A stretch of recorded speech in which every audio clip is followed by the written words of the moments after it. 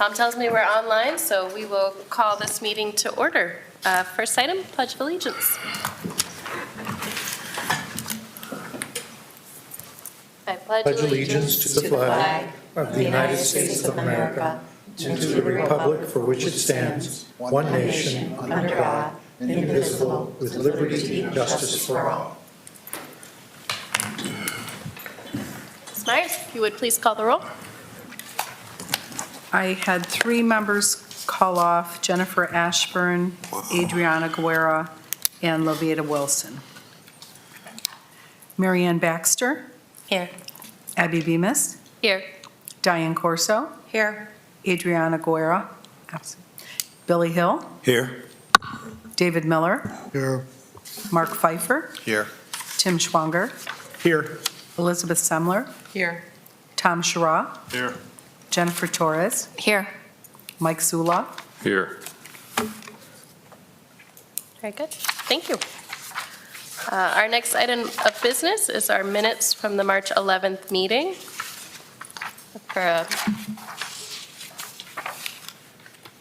So moved. Thank you.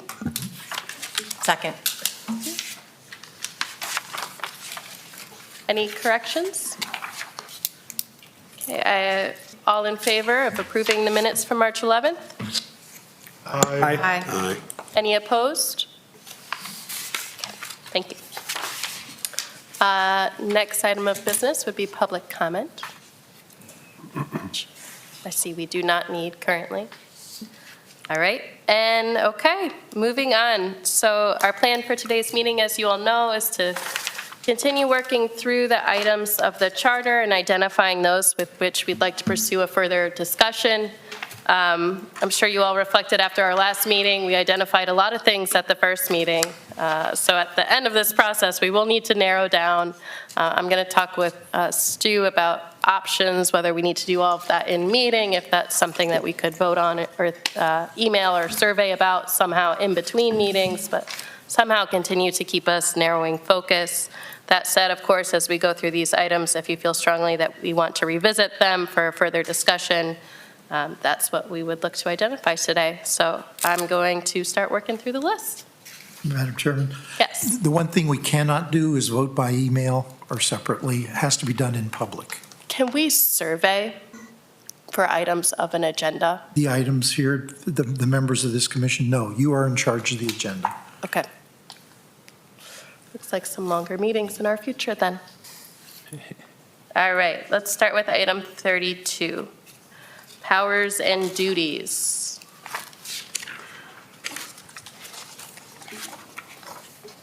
Okay, looking as though we feel comfortable with that, no need to revisit. Item 33, heads of departments.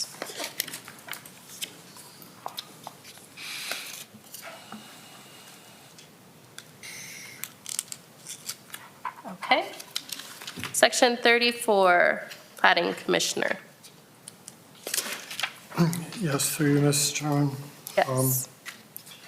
I wondered if somebody else could enlighten me about what a plating commissioner is. I did ask Siri what a plating commissioner in Ohio is, and she first told me it was a director of public service, and I asked for a definition of that, and it referred to public works director.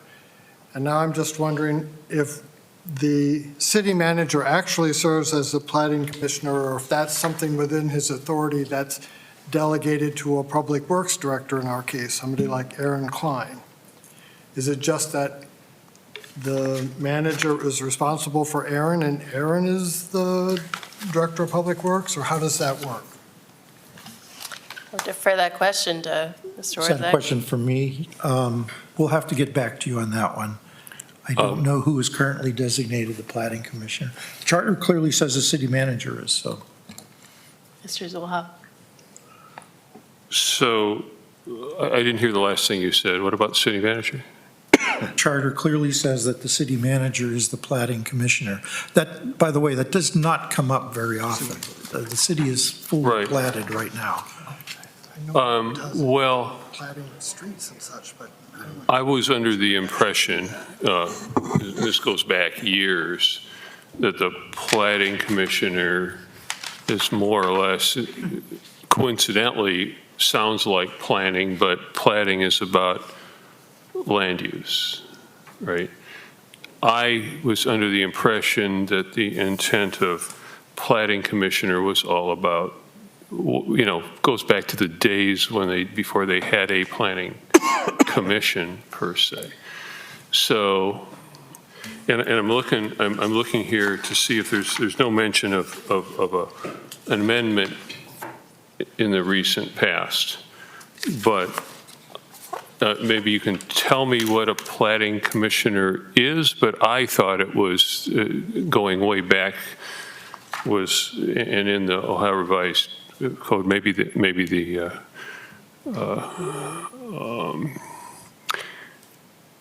Constitution or whatever. I don't know where it shows up, but I thought the intent was clear that it was planning stuff.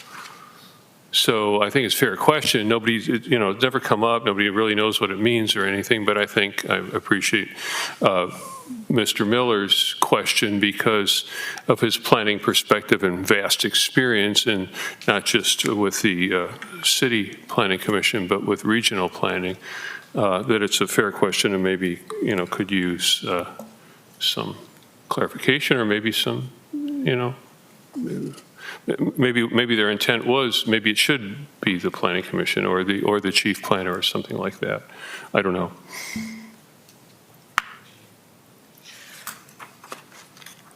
So perhaps at the next meeting, Yeah, at the next get meeting, some we'll try to see if we further can find any information. history on that. I don't believe, this is just me talking, that plating means the same as planning.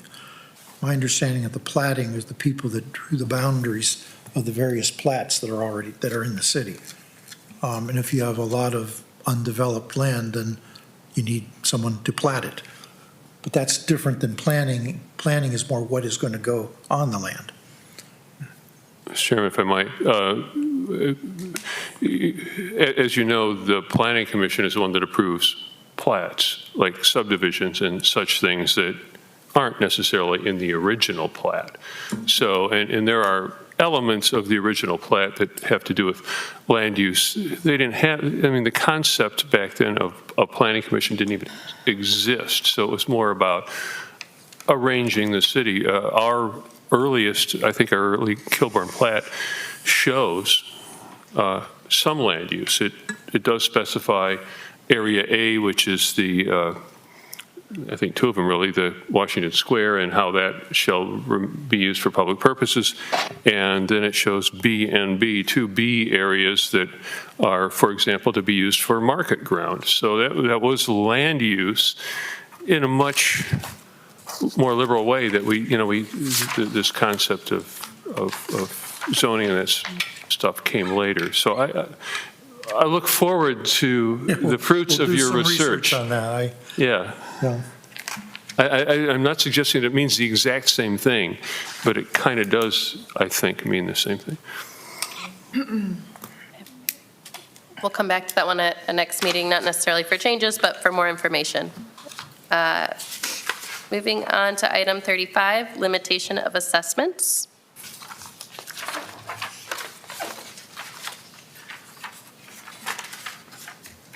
Seeing no interest there. Item 36, improvements by direct labor.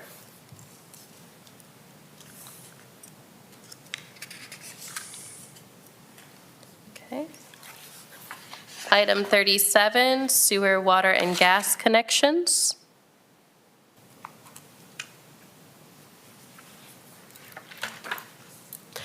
Mr. Orzak, would you have heard from our Public Works Director if any of these particular issues were something that were cumbersome in his practice?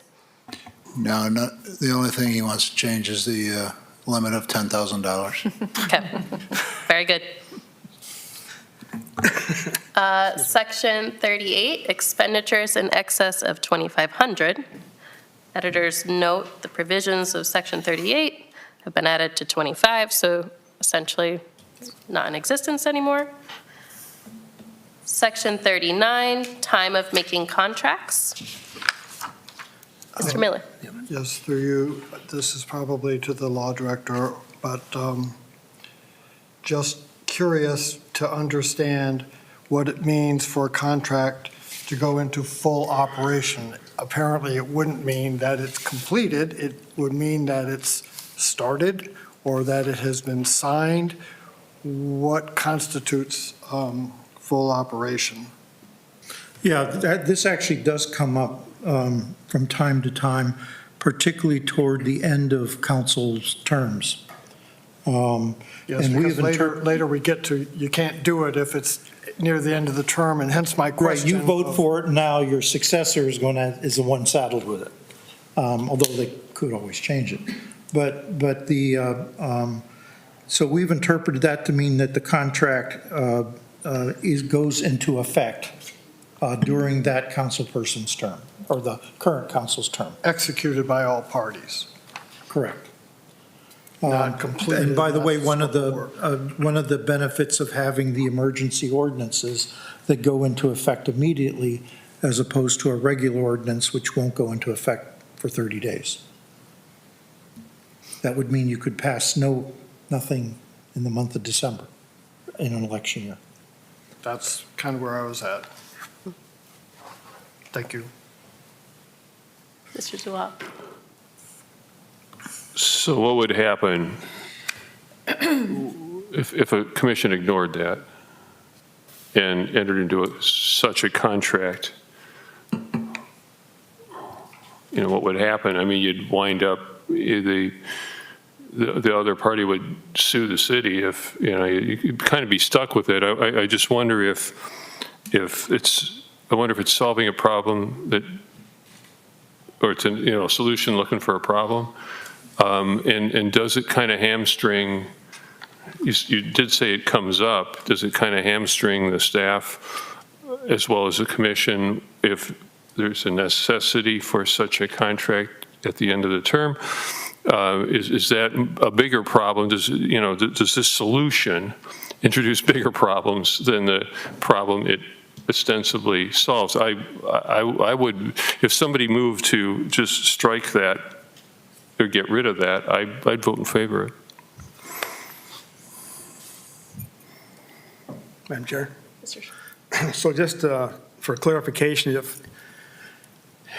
if I'm a 3-year, let's see, if I'm in my 3rd year of being a city commissioner, I've got 1 year left, and I vote on a 5-year contract, that's fine because the contract's already started while I was a city The commissioner. contract will be fully executed during Okay. your term. Okay. And actually, it's not related to individual councilmen.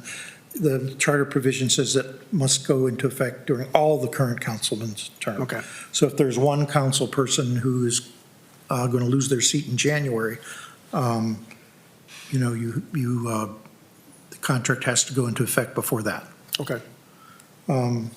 Yeah, I'm just speculating, but I could come up with a scenario in my imagination where the very contentious election and a bunch of councilmen were unseated because of a proposed controversial contract. And so the current council then votes the contract in after the election, even though a whole new council was going to come in. And they could do that if they had 5 votes, but maybe, some people, based on the election, will change their mind. Sure. But I have not seen that in other charters, I'll say that. With that explanation in mind, is this something that the group would like to further discuss? I'm okay with the understanding now that it's clarified for me. It means full operation means executed. It doesn't mean completed or started. It just means signed.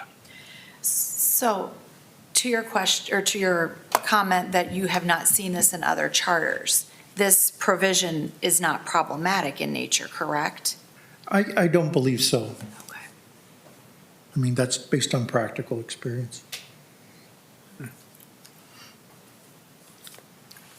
Okay.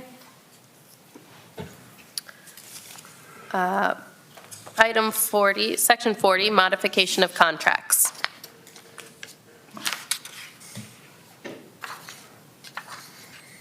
Okay.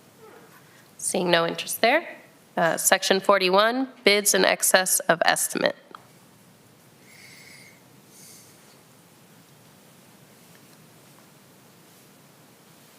Okay, seeing no interest there. Madam Chair, Yes. this is one of those provisions that does hamstring the city in a significant way, Okay. especially under the current $10,000 limit. If bids, since they have to be bid, if all the bids came in at $11,000 and $1, the city is powerless to accept that bid. They must re-advertise, rebid, and that will cost a lot more than the difference in price.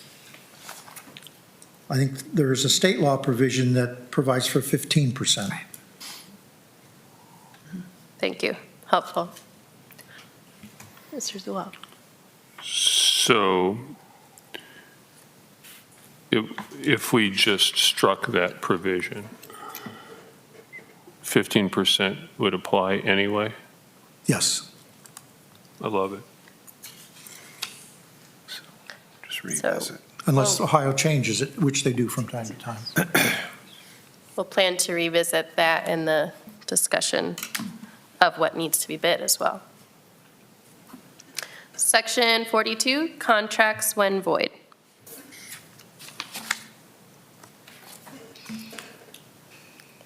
Seeing no interest there.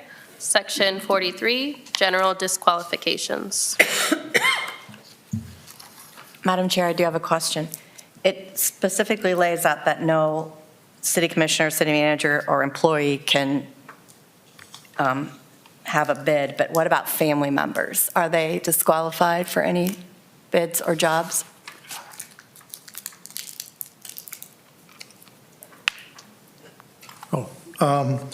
Actually, there is Ohio ethics law on point. The Ohio Ethics Commission has I hope I get it all. There's a four-part test as to whether an employee can be, a family member can be hired as an employee. As I recall, there has to be no other non-family member eligible for that same job who does not have that job. There has to be, the family member can have no part of the selection, that one's obvious, of the family member or supervisory role of that family member. And I'm trying to remember if there was another part of the test. But the Ohio Ethics Law is this four-part test that we enforce because it is true from time to time. As anyone who's familiar with fire departments and police departments know, there are multiple family members in the same department. So that would be for a job. How about, what are the rules related to contracts? Similar, yes. Family members, immediate family members would be prohibited having an interest. I mean, the nice thing, when people ask questions like that, Ohio has an Ohio Ethics Commission, which has a full-time staff of lawyers who do nothing but answer these precise kinds of questions. They have all sorts of information sheets, frequently asked questions, stuff like that on their website. They will, if you want, you can call them up and you say, look, my wife is doing this, is that okay? They'll ask you and they'll tell you, they'll give you advice. Or you could even make it official. You can write to them and ask for an official published opinion. And if you look on their website, there's a list of all the official published opinions they have on these kind of conflicts. Madam Chair, I have a question. I'd like to look at this more in depth. I do not see anything in this section as far as disciplinary action or removal from office if a city commissioner or city employee would violate this section. So I'd like to discuss that in further detail at a later meeting, if we could. Sure. I'll add that the Ohio Ethics Commission considers it a crime and will prosecute. Mm-hmm. Mr. Zual. I'd like to ask of the law director, I see that it says shall directly or indirectly be interested in. Now, wouldn't indirectly interested would almost obviously cover a spouse or family member, and you could leave it to the judge as to, how close a family member, and, if it's a short-tail relative, the judge might say, but if it's, your spouse, your current spouse, they might say, well, yeah, obviously that's an indirect interest. So it would that not cover a multitude of Yes, the Ohio sins? Ethics Commission has a whole Yeah, section on who's related. but even here, Recently been amended to include Right. live-in boyfriend or girlfriend, sharing the same household. but my question was more to our words, and would not indirectly be interested cover a multitude of sins, as it were. As I said, the Ohio Ethics Commission does have all sorts of pages on their website. Sure, thank you. That talk about who is directly or indirectly interested. Somebody else, go ahead. Mr. Miller? Yes, I'm looking for clarification or understanding of the last sentence in the section on this page where the provisions of this section do not apply to the transportation of police or fire personnel in uniform or wearing their badges when the same may be provided by ordinance. Does that mean a cop can drive off work time in his car in uniform, or what is that trying to tell me, that exception? I read it as they can get a free cup of coffee. I did too. Yeah, I'm not sure what you're asking there. The provision doesn't apply to cops when they are being Well, it doesn't apply to the transported? transportation of police or fire personnel. Yeah, or Same as maybe provided by ordinance. So I guess if some bus company that we have a contract with wants to provide free transportation to our police or fire, this purports to accept that. Whew. Glad that's covered. Madam Chair, I would suggest that we open this back up for the consideration of including the Ohio Ethics just component. Sure. Very good. Okay. We will add that to a Might be future a meeting. good substitute, actually, because one of the advantage of the Ohio Ethics Commission, as I said, they recently amended the who's related language of their statute. So if we just refer to cities shall, follow the rules of the Ohio Ethics Commission as they react to the changing world we live in, our charter will automatically react to it. Very good. One more question, if I can. Mr. Schwer. So as far as the city commission is concerned, you act as their legal advice counsel on issues of impropriety, conflicts of interest, but do they have to ask you first? They do have to ask, and I normally refer them to the Ohio Ethics Commission. Okay. Because it's not part of my official duties to advise individuals, although I will give, if it's something obvious, I will tell them that. But I always refer them to the Ohio Ethics Commission, where, as I said, lawyers there who do nothing but this all day long will lend their expertise to their questions. Okay, thank you.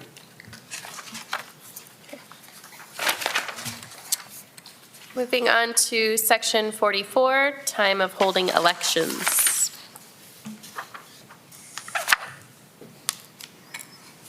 Seeing no interest there. Section 45, ballots. Seems a lot. This has come up from time to time, at least in my 30-odd years out here.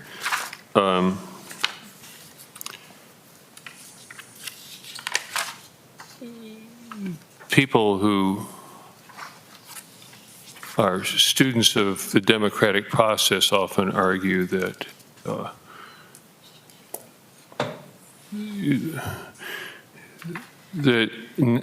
ostensibly nonpartisan offices are sometimes so, to conceal the alliances and allegiances of the candidates. I'm not sure that's the intent. The rationale for nonpartisan is to create, is all about objectivity. We're not about one party or another, we're about everyone, right? But you could apply that to any office, right? So the reason the reason I'm not a big fan of the nonpartisan is because the candidates are likely to be partisans. They're likely to vote one party or the other. And I like it better when people know. And in a local office, it's a high likelihood that a lot of the voters will be unaware of that. And I'm not sure you have to. You're never required to declare your candidacy, but to prohibit a candidate from stating, what side they're on. Again, I'm not a fan of taking sides on local issues, though it doesn't seem to be the most democratic approach. So I don't think it's going to happen. I don't think there's any support for it, or I don't think anybody thinks about it that way. But I would definitely be in favor of just striking that. Yeah. And I don't think it's ever been discussed openly like that before, but it's come up from time to time, more quietly.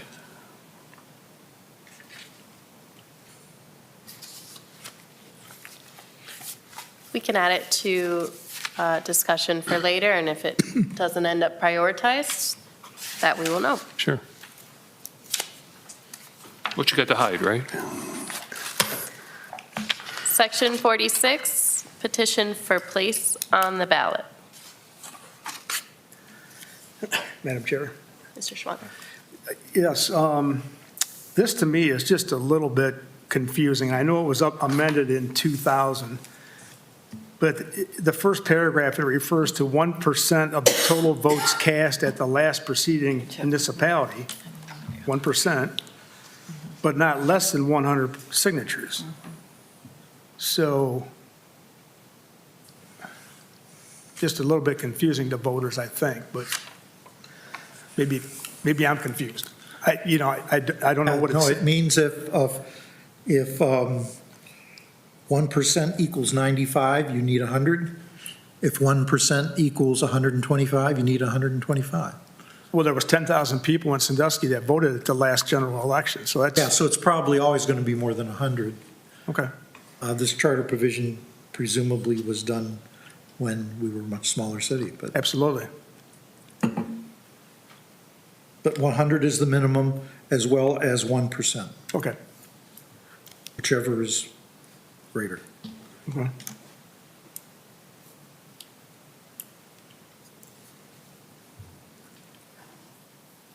Okay. Continuing on. Section 47, declaration of candidacy.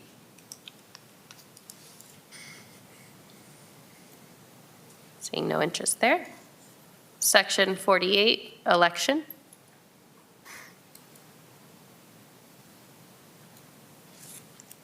Seeing no interest there.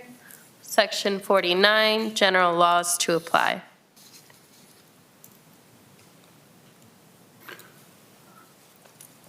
Madam Chair. Mr. Zulot. Would these last three, 47, 48, 49, pretty much, are they redundant? I mean, we talked about how we could pare this thing down, and there are things here that are unnecessary. Are these one of these things that, is anything here that could be pared down? I don't know. I mean, the process of getting a petition, that's all Ohio Revised Code stuff, right? Why are we laying it out here? Petition for, now the number of petitions is one thing, but the declaration of candidacy stuff, it's all, is there any difference here between Ohio Revised Code and this? It might be chaff, is what I'm asking. Could it be chaff?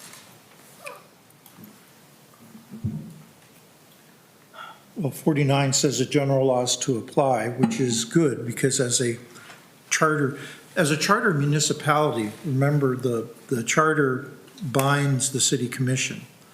But as a charter municipality, if the charter doesn't bind the city commission, the only thing that would bind the city commission is the limits of home rule. But we couldn't, home rule wouldn't permit us to change the election process. Sure. It would. If So- we didn't have this. So, Madam Chair, is your question, Mr. Zulhoff, is that we should just say something like, this should be reflective of Ohio Revised Code? Well, my first question is, could all three of those paragraphs be stricken because they have absolutely no effect? And I haven't examined it from that point of view, but if we're looking for chaff to get rid of, here's three places where maybe, or could we look at it, or do we need it? Does it add anything? Or is it just chaff? Madam Chair, I believe what he's asking is like, we have an Ohio Revised Code that we have to follow. So why don't we just reflect that off the Ohio Revised Code? Well, the Home Rule Amendment of the Ohio Constitution allows us to contravene the Ohio Revised Code. Okay. That's what home rule means. Now, there are limits to home rule. And that's why I like the general law of Ohio as opposed to citing the Ohio Revised Code, because there's a lot of Supreme Court cases involved in this interpretation as well. And I could give you a summary of home rule, but that would take too long. And home rule is one of the most difficult things in Ohio law, what its limits are and whether it's currently being contracted or expanded. This, I think, makes it clear that we want the general laws of Ohio to apply to the city of Sandusky. Right. Okay.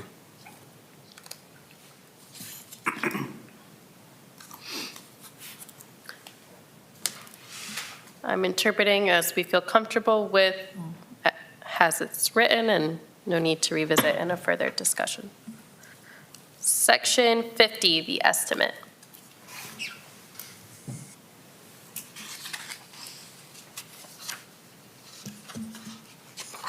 Very good. Section 51, appropriation ordinance.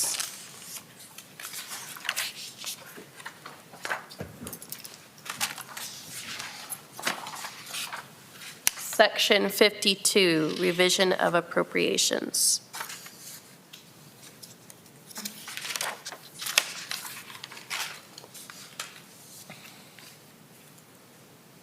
Section 53, transfer of funds.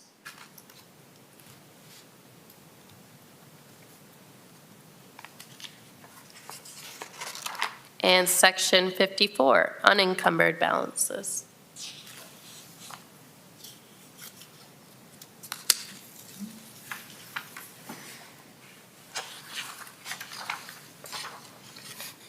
Mr. Hastings, I could use a layman's interpretation of Section 54.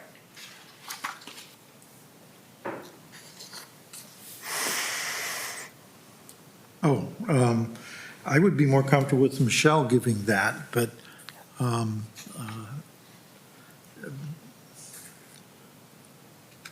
mean, and every contract, the treasurer must certify that the city has funds to pay that contract.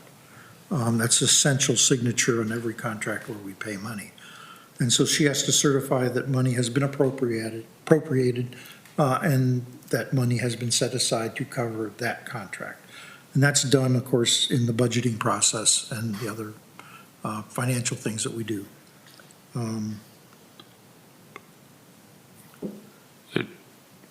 of course, the city commission has to approve all of that, is what that section also says. I mean, it says, if you didn't spend it, it goes back into the fund Yeah. from whence it came. Correct. That's all Not it the says. general Yeah, fund. you know. Okay. that could then be reappropriated based on the provisions above. Correct. Okay. Madam Chair, Mr. Schwanger? did we want to have Ms. Reeder come back in and explain that to us? So keep this on the agenda? Yeah, I think, the part about the public utility, a lot of people think the public utility and the city are contiguous. It's part of the city. It doesn't have its own existence, but there are rules, and the utility is funded by ratepayers, not taxpayers. Taxpayers fund the police, fire, and the operations of the city, but the ratepayers fund the utilities. And not all ratepayers live in the city. From time to time, we get requests to have the taxpayers subsidize the utility. So the citizens of Sandusky who pay taxes are being asked to subsidize the ratepayers who don't even live in the city. So they do have to be kept separate.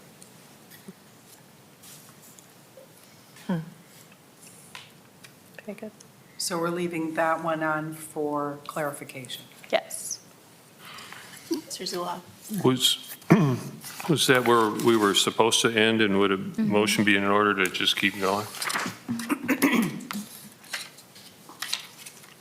It's only been a half an hour, or, can't see the clock. Do people feel as though they've had enough time to prepare for the rest of the sections? Well, let's talk about a motion. I'll make the motion that we keep going. Is there a second? Everybody wants to go home. You may be a lone wolf on that one. Is there, no, because I haven't read past that. I'm sorry. Okay. Well, that's a good reason. If you're not prepared, we should stop. Or talk more about what we've already covered. Or the next step, right? On how to narrow them down.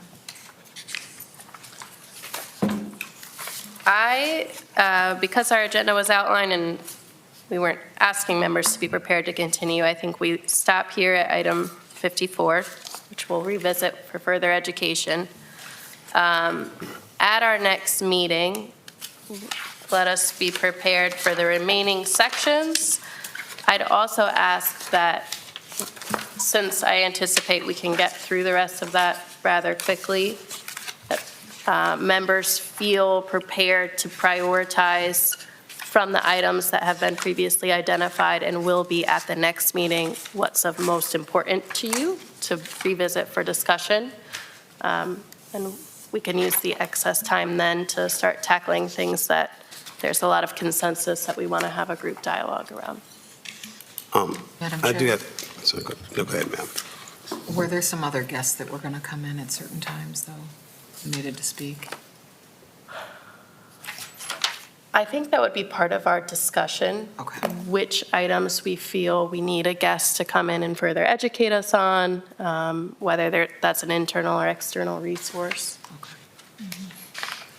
Madam Chair, there is a great publication that is National Civic League Model of City Charters. It's been around for like over 100 years, and it's similar to the model that we gave on conduct. I think that would be something that I will try to email it to you and to see if you can disperse that to everyone. And then one other thing, we went back, I've heard it a couple of times, that we're going to decide, or I need to have a clarification, who is going to decide what topics that we're really going to discuss at the end. I keep hearing, at least to my understanding, and have some clarification, at least I felt from Mr. Hastings that you actually have the power to make the decision when we downsize what we're going to talk about, and exactly which things that we're really going to dig into based on the time factor. How do we make that fair and equal? Yeah, the president has the ability to set the agenda. That doesn't mean that there's no way you could talk about something that you want to talk about. To do that during new business, someone would have to make a motion, I want to talk about this. There'd have to be a second and a majority vote to do it. But the president has the initial power to set the agenda. Okay, I understand that. Maybe you're not understanding. We have so many things that we need to clarify, and from what I heard in my ears and how I took the understanding of it was, we have a list that we need to talk, we need to downsize that list. We're not going to have enough time to actually go through everything that everyone here has a situation about. So how do we come to a decision to exactly, if there's 90 items that we all collectively have a issue that we want to go back and research, but we only have the time to deal with 10 of them. So how do we get to the point to where we're actually going to be able to decide those are the 10 items that are most The important? president has the right to pick 10 items Okay, that's what I was asking, right? and set it on the agenda. All right. And if somebody wants to talk about something that's not on the agenda, they would have to make a motion. All right. Someone would have to second it. Thank you. There'd have to be a majority vote. Thank you. And my options for determining the 10 would be to hear from individual members and/or discuss that in this meeting. Yeah, the better way to discuss it in this meeting, the open meetings law can be very draconian. You're supposed to conduct the business in public. You're allowed to talk to, well, in this case, up to 6, 7 members, but don't fall into the Ohio Supreme Court calls it a round robin. You know, what do you want to talk about? What do you want? And then you do it all 14 times. Now you've had a meeting that wasn't in public. Understood. And same thing with email chains. If one of the things you should never do if you want to talk about what's business of the Charter Commission, for example, Mr. Hill plans to send everyone a model charter, which I'm familiar with, and do not reply all and say, I like section 53. No. All right? No, right. That is not for an email chain. That's for a public meeting. Madam Chair, that's the, $100 answer. I think the answer we really need is, if there's something you want to talk about, make a motion. That's how Robert's rules work. This is how these bodies are supposed to work. I move that we make the following change. Likely, someone is going to recognize, will say, that has merit, and second it. Second doesn't mean you agree with it. Second means you think that the idea has enough merit to justify further discussion. Out of respect for anyone here, anyone makes a reasonable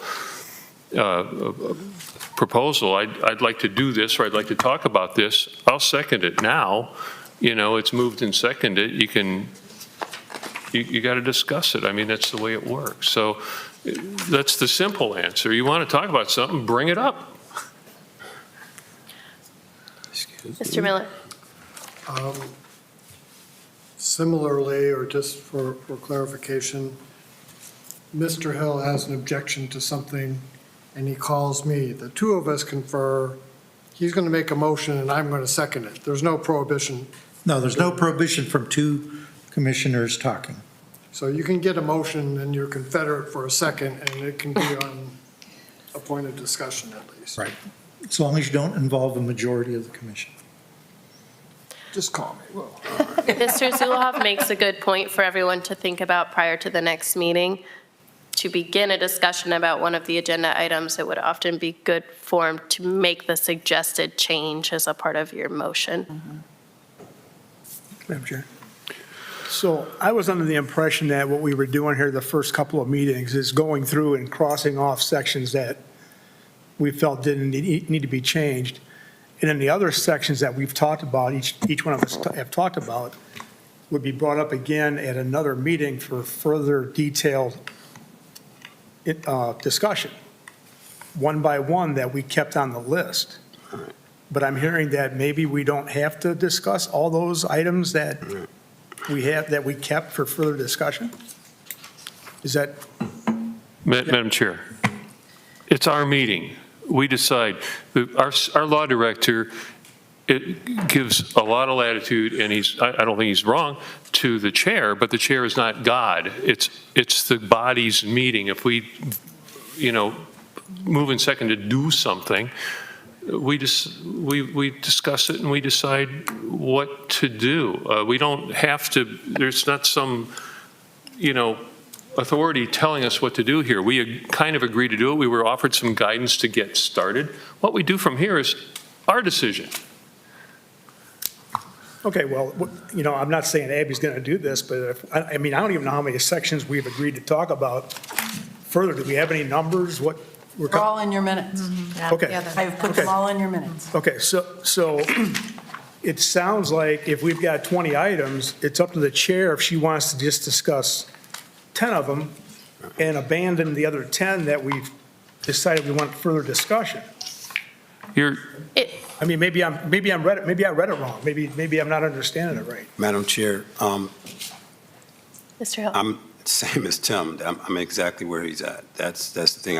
Mrs. Zoloff, I understand what you're saying too, but I still don't have a clarification on if we have 90 items. I'm sorry, sir, I'm not hearing If we you. don't have 90, if we have 90 items, and she has the power to say 10 instead of going over to 90. You're shaking your head, and I'm sitting here looking at the dates that we have to discuss all this. And to me, this is a lot of information that's very important. And there's a lot of information that I still want from numbers and things like that, because that's how I operate. But me and Tim are on the same page. I mean, so I don't know, at least in the beginning of this, that's how I perceived it. It was like, well, we had X amount of items we need to review. And then the chair had the power to say, we're only going to go over 10 instead of the 90 because we don't have the time. And I believe, not to repeating what she said, then she said we're going to have longer meetings because we're going to be discussing a lot. Everything that it's like if you have a problem with one item, I'm sure you're going to want to discuss something that you want to have further reviewed. And I'm sure you do have something in there I probably have to go through and look down because I usually put initials by it. So I'm trying to make sure that everything that we need to go back through and talk about is actually going to be discussed. Not just a few things, everything. I'm like Tim, I thought that's what we were here for. Madam Chair, the way that's done is through motions. We're violating a tenet of Robert's Rules of Order right now by endlessly discussing something to no end. Robert's Rules of Order, if nothing else, says you shouldn't be talking unless there's a motion on the table. So make a motion to do something, and that's how you get it done. No one has the power to say we're only going to talk about these 9 things, because if someone makes it, and no one person gets to force a discussion. It must be seconded. If you want to talk about something, bring it up, get a second, and now we have to talk about it. So we're either speaking out of lack of experience here. I'm going to make the motion, either make a motion to do something, or I make the motion to adjourn, because if we're not going to do anything, we should adjourn. Madam Chair, we were just trying to get some clarification. I'm going to pause this here just for a moment. Please, yes. I think we're solving a problem that hasn't happened yet. Right. We need to get through the rest of the 80 items. We need a total of the number of items that have been identified, and to allocate and plan for our time on an agenda at the remaining meetings. It is certainly my intent, if the members of the committee feel an issue is important, that it is given its due time. I don't think we know that we have an issue yet. We may need to prioritize time and identify which things are most important for a lengthy discussion, but there will always be room in the agenda and/or new business for us to touch on everything that's important to various committee members through a motion and through a second. I would like to take just one moment to point out the rules of the Charter Review Committee as presented to you when you took this board. Any proposed amendments must go through a multi-step approval process, requiring a majority approval from the committee itself, followed by 2/3 vote from the city commissioners, and ultimately a majority vote by the Sandusky citizens in a citywide election. What document are we reading from Don't here? get into the weeds about how something's worded or a caveat, because it's such a lengthy process. You have to have majority rule here to make the suggestion. It goes to commission. They have to have a 2/3 vote for it to go to ballot, and then you have to have majority. Mr. Easton. A parliamentary point of order. Mr. Zuloff has made a motion to adjourn. That takes No, precedence. I said I over all would, other if motions. nobody had anything to talk about, I would make the motion. If, I did. But a motion to adjourn has precedence over. I want to hear, Motion. I want to hear a motion and a second, or I'm moving to adjourn, so I'm pausing. That's good. Mr. Schwanger. So the second meeting, Is that a motion? No. Motion to adjourn. no, that's not a motion. Do I have a second? Zuloff, you do not have the floor. I won't comment on it. Anyway, I think the second meeting, I encouraged everyone here to go back and look at the 2020 minutes from this same committee. I think that we're making it more difficult than what it really, really is, as far as discussing items that we've already said we're going to discuss a second time. We're doing our job here, crossing off sections that we don't feel need to be changed. And there are some sections that we agreed that we're going to discuss it in more detail, motion or no motion, they need to be on the agenda. But go back and read the 2020 minutes. This is not that difficult. Madam Chair, so when we go back and review which items we want to review, maybe it'd be advantageous to say which expert we need to come in, because obviously, like, the budget is a huge thing with the $10,000 limit, and Mr. Orzak has said he wants to bring the chief of police in. Let's make sure we get organized so all the motions that we want to address are all together, that we're having the same people. We can get organized and do this. I think we're doing a great job. And I do think reading the 2020 minutes is a great place to start, so then you know what you're getting into. So I think we're doing a great job. And I will move to adjourn the meeting. Second. Consequently, you've only approved 16 items to come back to so far. We do have one more meeting, but I've heard those are easy. There is a motion to adjourn that has been seconded. You need a vote. And it was a second. All